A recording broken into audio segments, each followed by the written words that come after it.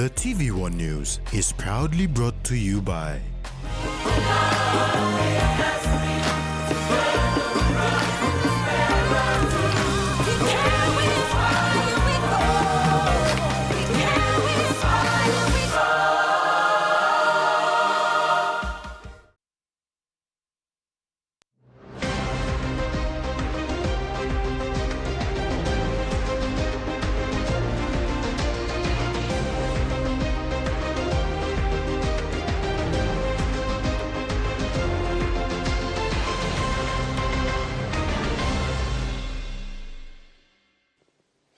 Hello and thanks for joining us for Sunday's news. I'm Rex Litter.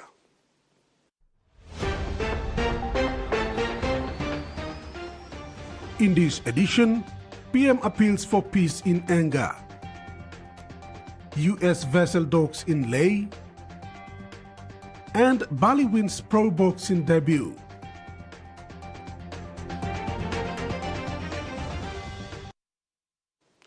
Prime Minister James Marape has appealed to the people of Enga to end violence, protect public infrastructure, and embrace peace and development. Marape made this call when praising New Porgera for its strong performance in the second quarter of 2025.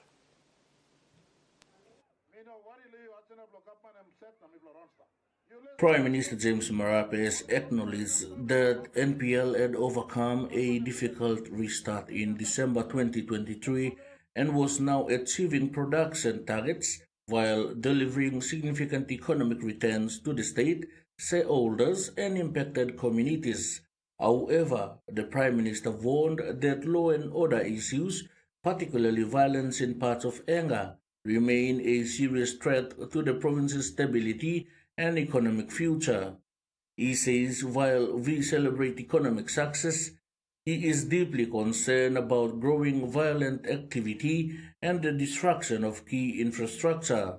Roads and bridges are being deliberately damaged, which cut off communities, delay development, and threaten operations like Porgera. He called on community leaders and citizens to reject violence and assist in restoring peace. The Prime Minister reminded landowners and impacted communities that benefit sharing arrangements under the new Porgera deal have significantly improved. Previously, landowners received 5% equity and 2% royalty, a total of 7%. Today, they are receiving up to 18%, with 15% equity and 3% royalty, subject to the finalization of the Community Development Agreement with the state. The Prime Minister stressed that if lawlessness takes over, then all of these gains can be lost. He reiterated that violence has no place in modern Papua New Guinea and Enga deserves better. Freddie Mo, TVWAN News. The National Energy Authority facilitated a meeting at Towers Hotel on Thursday, July 24th, with Chimbu Provincial Government, Greenbond Corporation and other stakeholders involved in the initial stage of the Karamui hydro back in 2015. The purpose of the meeting is to establish a working dialogue on the proposition to finance the Karamui hydropower project in Papua New Guinea. A presentation was done by the co-founder and Global Chief Executive Officer for Greenbond, Dr. Luke Kirk. Executive management from Epoca International, Gilberto Maggiolo, and other directors of the company also attended the meeting. There were also delegates from the Chimbu Provincial Government, led by the Governor himself, Noah Cool, and the Provincial Administrator, John Punde. A total of 158 new electoral officers graduated Service Training College in Port Moresby. Prime Minister James Marape, who was the guest of honor, congratulated the graduates and reminded them of the national significance of their calling.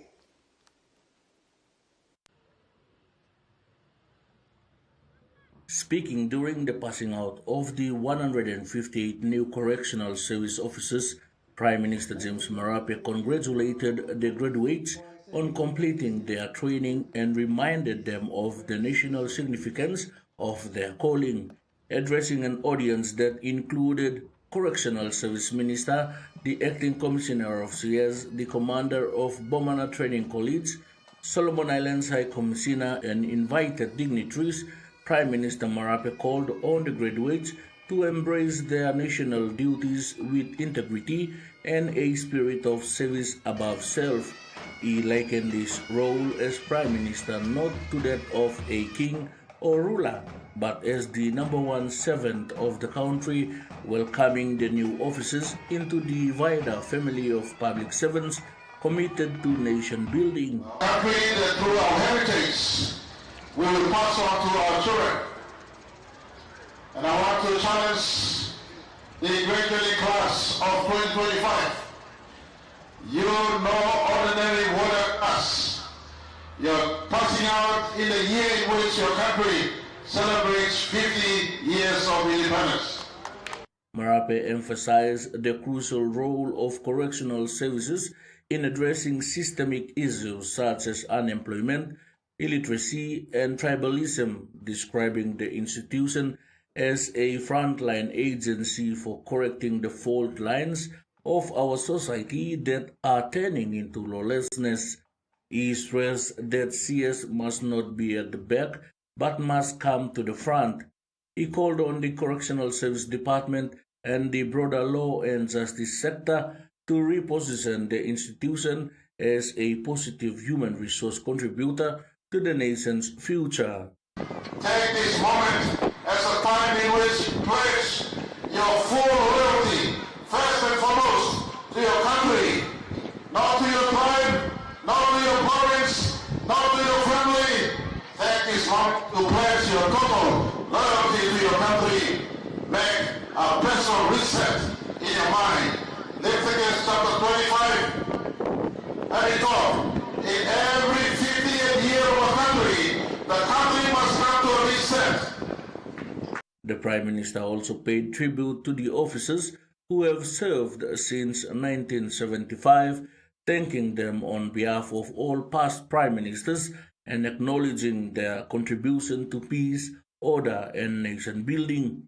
Me also, Prime Minister, come down to Yumio in the Correctional Services, in the Royal PND Constabulary, in the PND Defence Force, in our ministry, in our national services, in our entire public service, you and me, together, step by step, side by side, hand with them hand, walk with them for the betterment of our country. The Prime Minister's congratulatory message serves as a motivational boost for the graduates, reminding them that their work will have a lasting impact on the security and welfare of the nation. Freddie Mo, TVWAN News. Late Matalo Nakuz was finally laid to rest at his home village of Matupit in the Kombu LLG of Rabaul district on Friday, July 25th.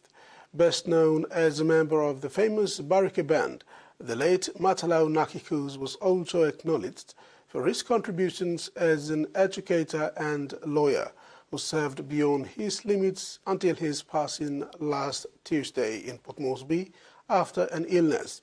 He died at the age of 67 and leaves behind a legacy that was highlighted during the funeral service at the John Wesley Memorial Church at Matupit by relatives and family members, as well as representatives from the provincial government and administration.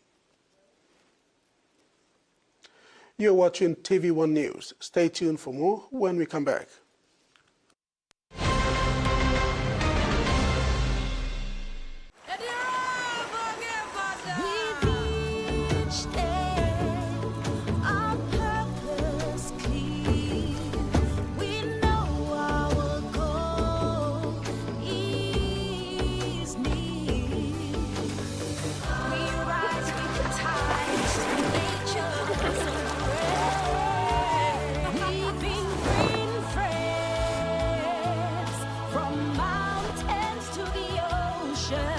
Connecting community.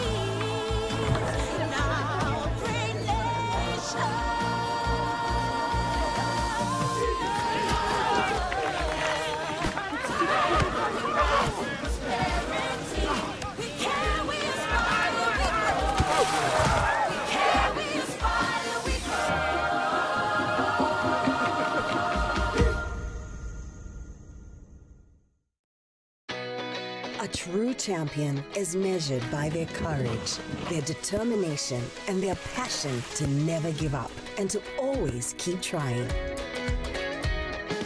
With a delicious Milo in milk taste and added nutrients, Milo in milk is a great way to fuel our little champions with nourishing energy every day. Because true champions give it their all. Milo, PNG e Mia. Find PNG made.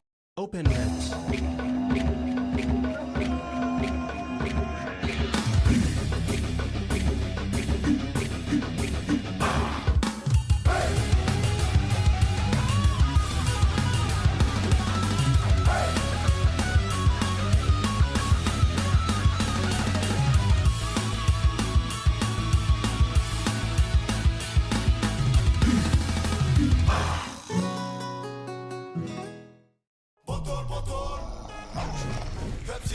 Tell him shorty come get it in. Come grind on me, but met it in. Mommy get loose, get loose, get loose. Pepsi in my hand, ice cold, no excuse. I tell him who's gonna bring the groove down. Pepsi with the fresh sound. Tell him who's gonna bring the groove down. Pepsi with that fresh sound. Pepsi, give me some Pepsi bottle. Pepsi, you like it? Pepsi, you like it? Pepsi bottle. For Simon, life is simple.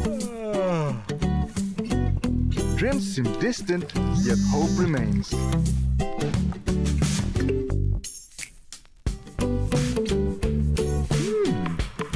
One ticket, one dream. Simon's world changed forever. Yes! From small dreams to big possibilities. One Top Jackpot is here for everyone. Win big every day.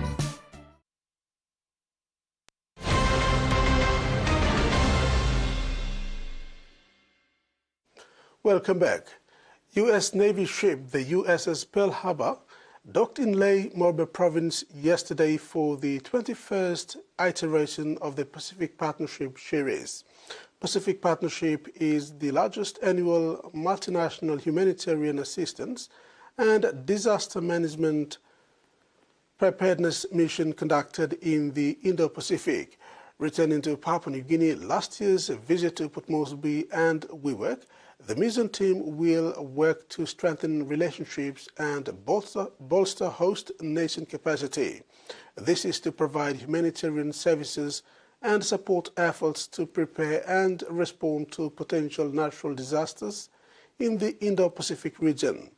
Pacific Partnership 2025 underscores the essential role public health plays in strengthening regional cooperation, improving medical readiness, and building trust among partner nations. In overseas news, Labour faithful from across Canberra have gathered today for the party's conference. It's the first time the annual events have been held since Labour was returned to power in the ACT for 7 terms. And while there was optimism about the party's achievement, there was also concern about the challenges facing this city's health system. For Labor, there's plenty to celebrate. Twice in 7 months, our community voted for progressive and proven governments to lead our territory and to lead our nation.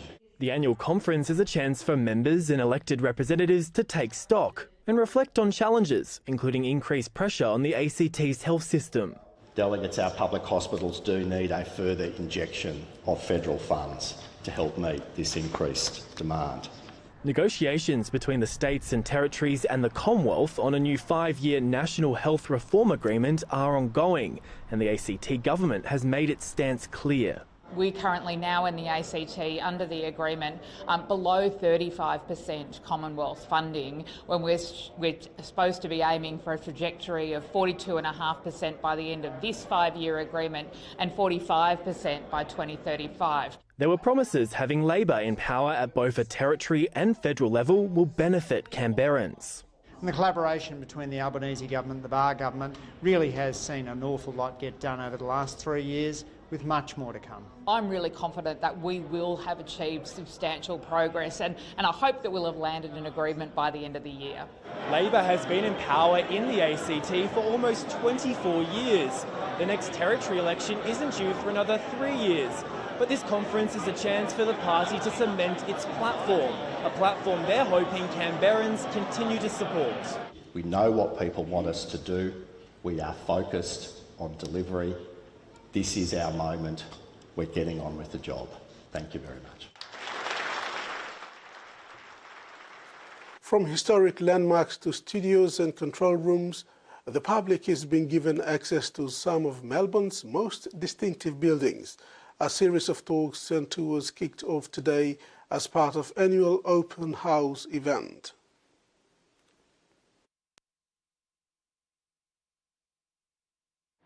A line around the block to access parts of Melbourne usually off limits. We thought we'd like to see and look and explore and meet and just look where it all happens. The first day of the open house event saw hundreds flood the ABC's South Bank studios, offering the chance to get behind the scenes. Thanks for playing hard. Experience the magic of TV news production. Hello and welcome to ABC News Victoria. And rub shoulders with Auntie's well-known faces. It's just lovely, especially when you listen to radio at home, to be able to see the actual people who deliver the programs. This year, the doors are open to roughly 200 buildings around the city, including Melbourne's first modern skyscraper, once Australia's tallest, Orica House, bringing back memories. They've called it the Glass House. So it was the first using a lot of glass and steel, and it was fascinating the way that the people who built it were standing on beams out in the swinging open air.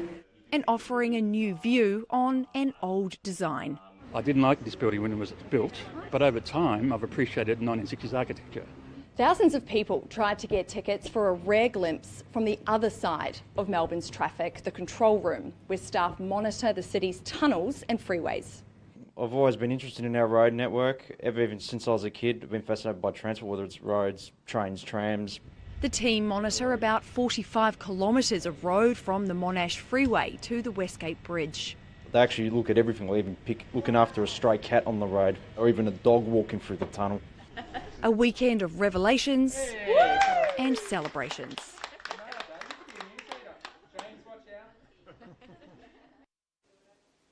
This is TV1 News. Sport is next. Stay with us.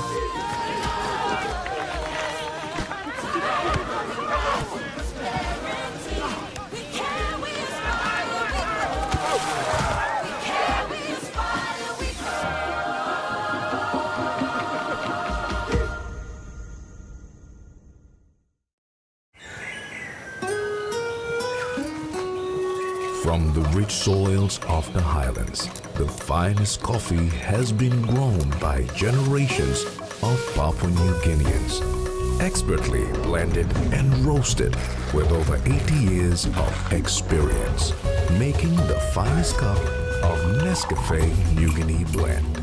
PNG's own coffee.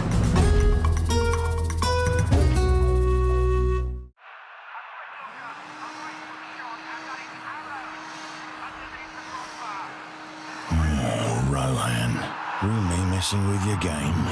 Time to sweep him out of the room.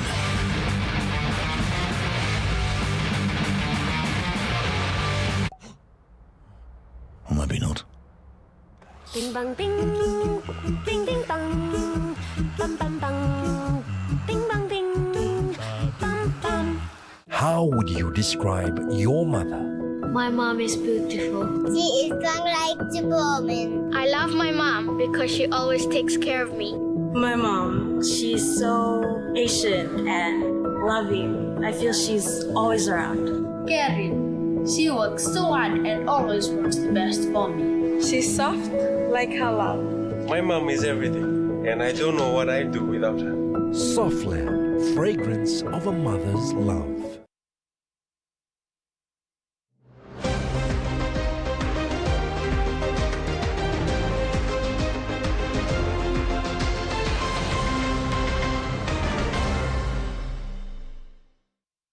Thanks for staying with us.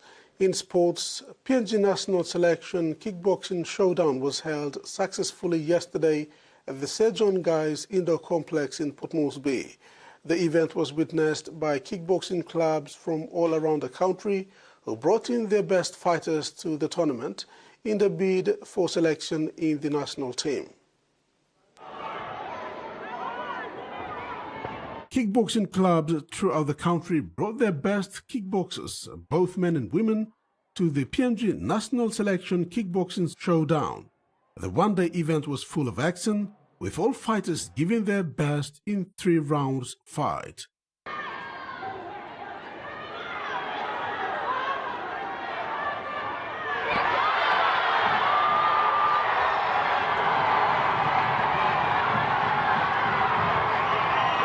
President of PNG Kickboxing Federation, Stanley Nandex, was impressed with performances of kickboxers at the event.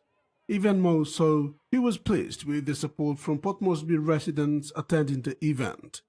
Nandex said, this selection trial allowed PNG Kickboxing Federation to identify and select PNG national kickboxers for the upcoming international tournaments, including world title fights. Nandex said, the national team will be unveiled when final trials are played in the next 2 months. Winners in each categories and weight divisions were presented with trophies. It was a heartwarming experience for rookie kickboxers. For the experienced fighters, it was another opportunity that cemented them as national representative fighters.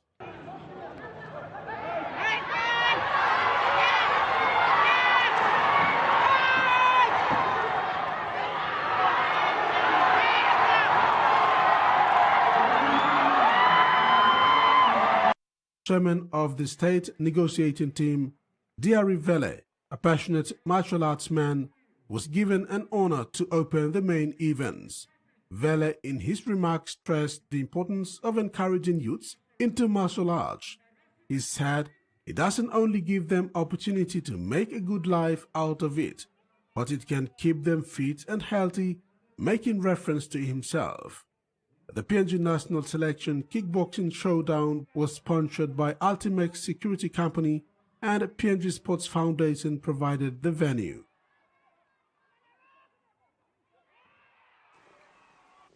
PNG's female boxer Goli Bali won her first professional boxing match yesterday in Port Moresby, defeating her Thai opponent Kanchit Kuyan by an unanimous decision. The fight was memorable with the presence of Prime Minister James Marape, amongst other dignitaries who attended to witness the pro-boxing event. The flyweight champion, Goli Bali, was determined to win the first and make her mark in professional boxing on her debut.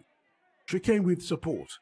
She entered the ring to a sound of raucous crowd and had support behind her throughout the fight. She dominated the fight and pushed her opponent into corners and took control of the fight.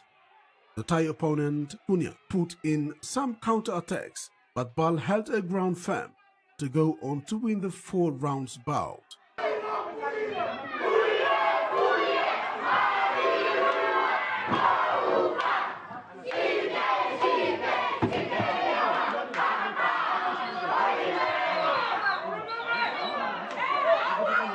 In a post-match interview, Bal said she appreciated all the support she had from the family, her boxing club, coaches and others to make a good debut fight.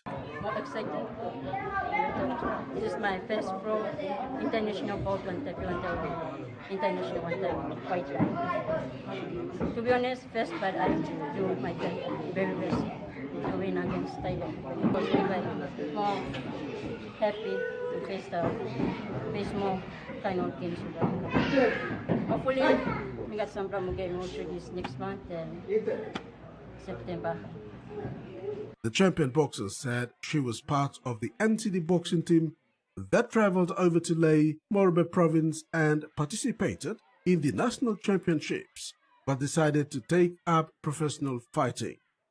She is grateful that she got the win and is looking forward to more professional fights. James Wong, representing the PNG Professional Boxing Control Board, expressed gratitude to both boxers Bali and Punya and others who fought on the night. There were 4 other fights. Promoter Marian Milley thanked Prime Minister James Marape, who was present at the event. She also thanked the corporate sponsors and boxers for making the event possible. The fight was approved by the Oceania Fights promotion. That's it for sports. Now the weather forecast.